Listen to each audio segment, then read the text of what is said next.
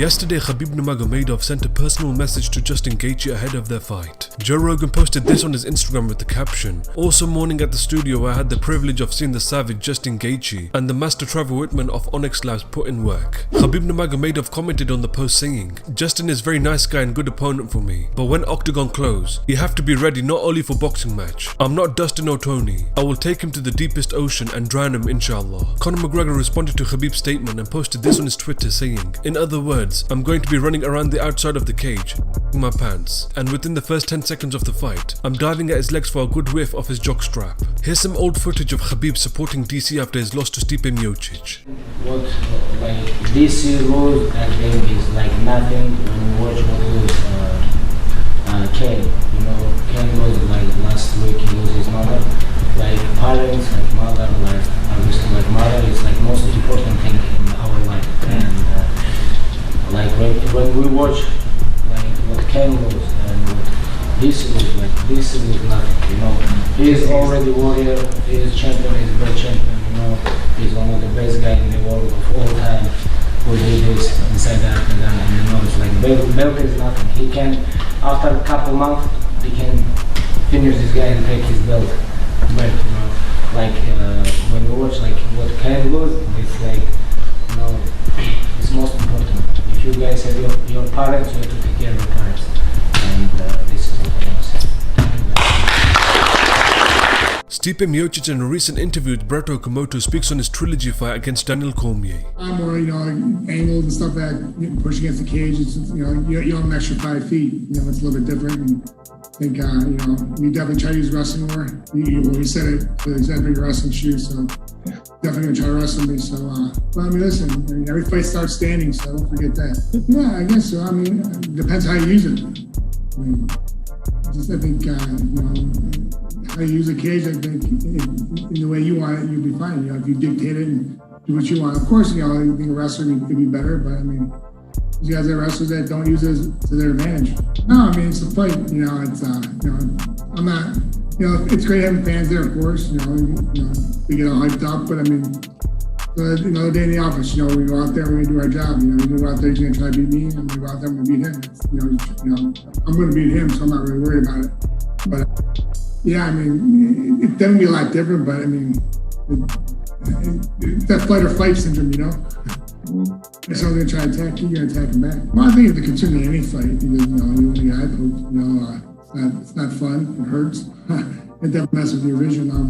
You know, it wasn't intentional, it wasn't intentional. I mean, he said it wasn't, so I guess I believe him. We'll see what happens in the next fight, you know, here in about 2.5 weeks, but, you know, I'm just listening, I'm trying to keep my card up and not get poked in the eye. In the gym, the only guy I know that pours water on his shirt so he can do a photo shoot. Everyone else is working hard. He's just splashing water so he looks good. Photo op moment. Look at this dude. Quick, Bo, get the camera. Do I need to go wider? Yeah, he just don't even know what he's doing. Dana White, the UFC Vegas 5 post-fight press conference, gives his thoughts on Jennifer Maia's submission win over Joanne Calderwood. Yeah, that's the fight. Listen, I have a lot of respect for JoJo. She's been working hard, taking her career very serious, and has been back on track since she moved to Vegas. And, you know, Jennifer looked damn good tonight, so yeah, it makes sense for her and Valentina to fight. Do you have a time scale on when Valentina? No clue. ASAP. Call to White and Goosey. Session done. Jaffa. Now on to the next session. Freestyle Fighting Gym. Let's go shit thirst Joe a little bit. See what we can get out of him. And then probably you have to do jumping sprawls because of it. Kenny Florian on the Anik and Florian podcast speaks on Derek Brunson's win over Edmen Shahbazyan. Well, you know, I think you nailed it right there. I think that really was the difference. The experience factor, the fact that you do have a grown-ass man in there who has been, you know, in the limelight. He's been in a lot of big fights in the UFC before. And the 22-year-old, right? The 22-year-old, yes, Shahbazyan just hasn't. And I think that he lost a tremendous amount of confidence when he realized he could not take out Derek Brunson. Brunson in round one. I do believe that he lost that fight at that point, and Derek Brunson just took over physically. But mentally, I think that Shahbazyan handed the fight to him after that first round. Mentally, I don't think he was in it. I think that he was a little bit shook at the fact that Brunson was still there after, landing a lot of those hard shots on him.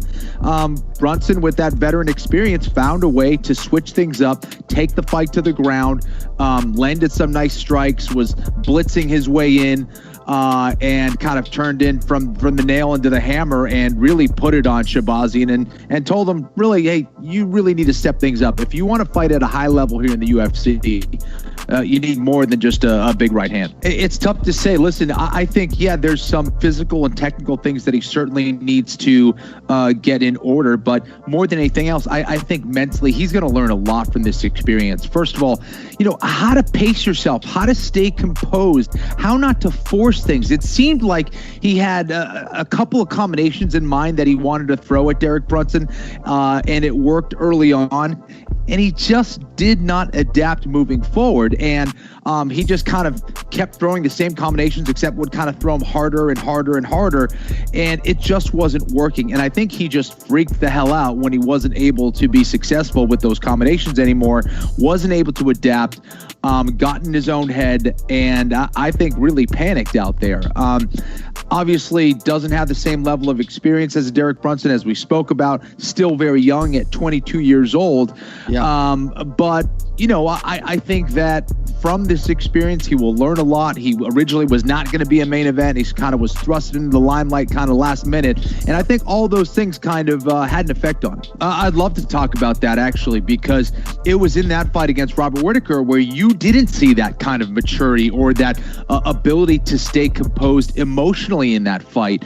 And I think he's learned a lot, over the years from competing with a lot of excellent competitors, and he has gained a lot of valuable experience. This was a Derek Brunson who was keeping it together, was circling away from that pressure after a little while, learned to adapt, and his opponent simply did not. So I think Derek Brunson, having that wrestling in his back pocket, knowing how to defend himself when he was in trouble, knowing how to move laterally away from that pressure of Shahbazyan, really helped him in this fight. This was a very different Derek Brunson than we saw in the one against Whittaker, for sure. Creativity is about to take one or several known elements and putting them together in a different way. All great pioneers of invention possessed great knowledge in their domain. They all extract and learn ideas from their experience and predecessors. For instance, when everyone thought striking was the most efficient way to win a fight, Royce Gracie revolutionized the idea of combat with the art of grappling. He was the first competitor to use a submission hold to win a fight in the UFC.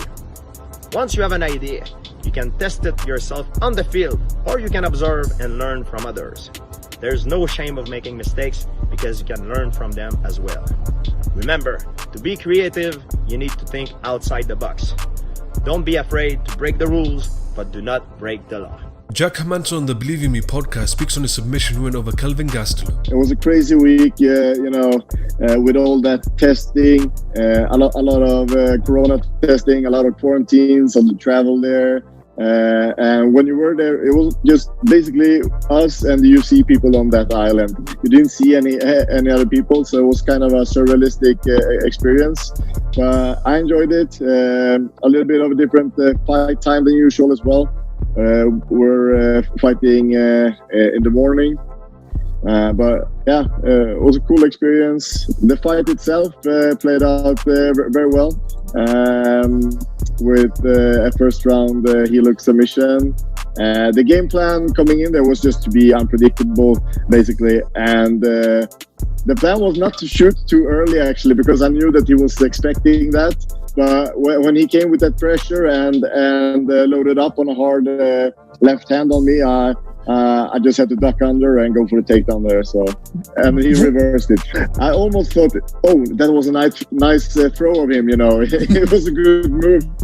He caught me there. So that was all right. You know, I was still on the ground and starting to work my way to a attack. And I felt like, you know, I knew that I was going to be aggressive from the bottom, and I wouldn't leave any space for him to rain down with punches or anything like that. So I didn't feel too bad there on the bottom, actually.